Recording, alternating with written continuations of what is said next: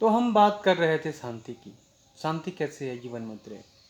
छोटे छोटे ट्रिक हैं जो अभी आध्यात्म के यात्रा में शुरुआती चरण में है, तो उन्हें शांति कैसे प्राप्त हो। तो सबसे पहले तो हमने बताया कि प्रकृति के सानिध्य में रहिए कम से कम 90 दिन। जितना ज़्यादा टाइम आप व्यतीत करते हैं उतना ज़्यादा आपको शांति मिलेगी प्राकृतिक के सानिध्य में।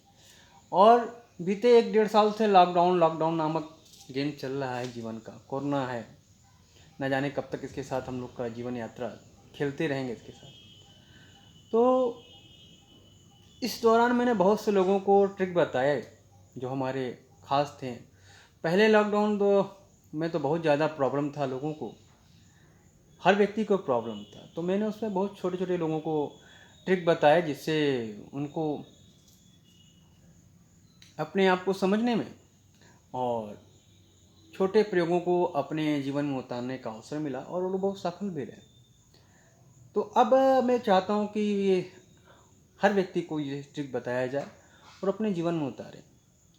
तो जब आप प्राकृतिक के मदर नेचर में रहते हैं, उनके समीप रहते हैं, पौधों से बातें करते हैं, बहुत तो शुरुआती दौर में ये बहुत बेवकूफ़ी लगेगा कि आप पौधों से बात करेंगे, असंभव।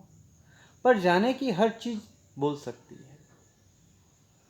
जब व्यक्ति को दिव्य शक्ति मिल जाएगी, वो दिव्य ज्ञान मिल जाएगा, वो दिव्य चक्षु मिल जाएगी, वो दिव्य श्रवण करने की कला मिल जाएगी, तो आप हर व्यक्ति को छोड़िए, यहाँ तक कि जीव जंतु और ये पेड़ पौधे जो हैं इनकी भी बातें आप सुन पाओगे। वो चीज़ है इनके अंदर, वो चीज़ है, वो बोलते हैं पर आप नहीं समझ पाते हो।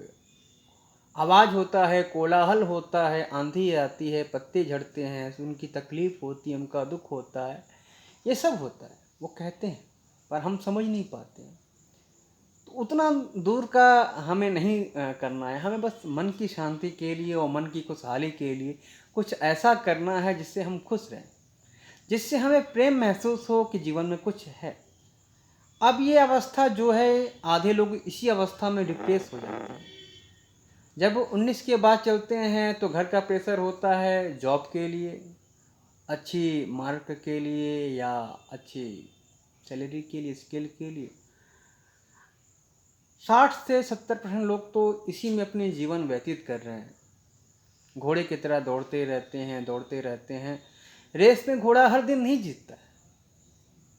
अगर रेस के घोड़े भी बन जाते हो आप तो हर दिन जीत हो, ये तय तो नहीं है ना। रेस का घोड़ा, 1 नंबर का घोड़ा रहने वाला भी कुछ समय के बाद उसे हार पहनना होता है ना।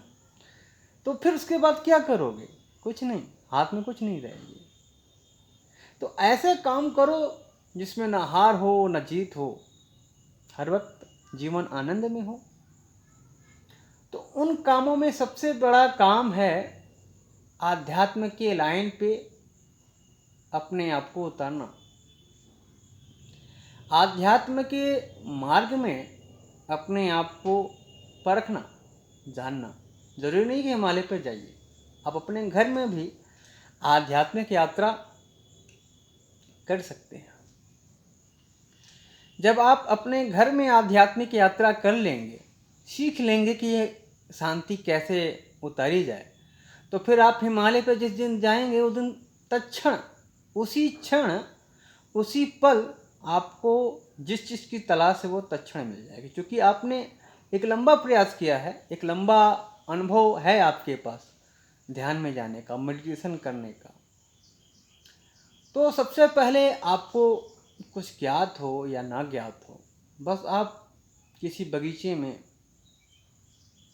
किसी पेड़ पौधे के पास, किसी ऐसे स्थान में जाएं जहां आपको कुछ पल, कम से कम 20 मिनट, इससे कम नहीं, 20 मिनट आपको वहां बैठने का अवसर मिले और एकांत रहें, वहां निर्जन रहे तो और बेहतर, आँखों को बंद कर सकें तो और बेहतर। न तो देखते रहें प्रकृति को, आसपास के पेड़ पौधों को, पशु पंछियों को देखते रहें, देखते रहें। शुरुआत में 4-5 दिन बेवकूफ़ाना लगेगा, मूर्खतापूर्ण लगेगी कि ये क्या है।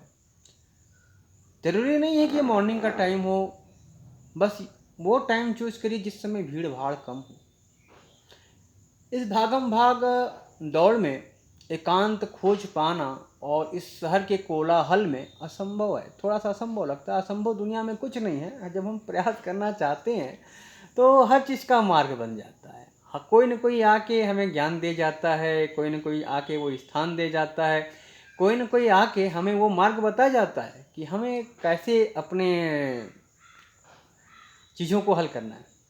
ठीक है, तो जो व्यक्ति सिर्फ एक्सक्यूज बनाता है कि ये इन कारणों से हमारा ये काम नहीं हो पाया, इन कारणों से हमारा वो काम नहीं हो पाया, उसके वो आप घनघोर जंगल में ले जाके बैठा दोगे ना, तो वहाँ भी उसको शांति या प्रेम या ध्यान नहीं उतरने वाला, क्योंकि वो घर में नहीं कर पा रहा है।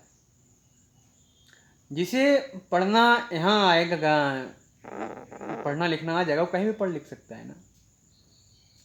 जिसे कोई काम या भोजन बनाने को ले लो, भोजन बनाने बहुत बड़ी कला है। जो भोजन अपने घर में बना लेगा वो पहाड़ों पे भी जाके अपना भोजन बना लेगा। सामग्री तो होनी चाहिए वहाँ पर। तो जो कला आप सीख जाते हैं, वो कला आपको कहीं भी काम आएगी। तो ये ध्यान एक कला है। ये आध्यात्म के लाइन में जाना ये भी एक कला है। और साधक बनना तो बहुत दूर की बात होती है, कई चरण होते हैं। उन चरणों को पार करने में बहुत कठिनाइयाँ होती हैं, बहुत तपस्या करनी होती है।